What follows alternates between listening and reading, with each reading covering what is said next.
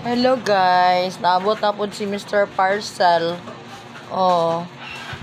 Oni siya ang tambal sa spray sa mga might spray. Epektibo kaayo dayon. Solid siya dayon, dili siya hard.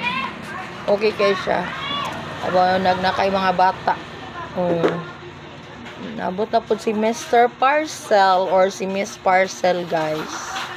Oh.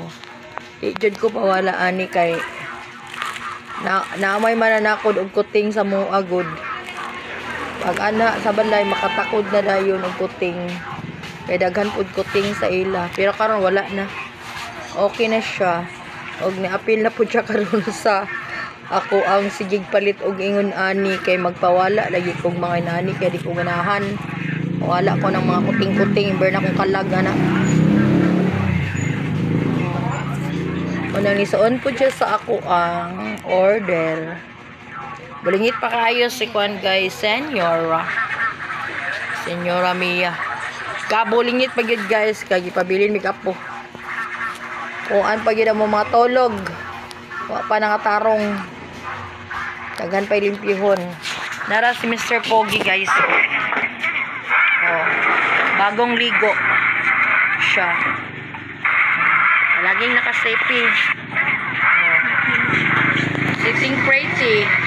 Ligo na. Matulog na ni siya karong tad-tad guys. Kay bilar ni siya guys. Matulog ni siya is alas 3 sa kadlawon.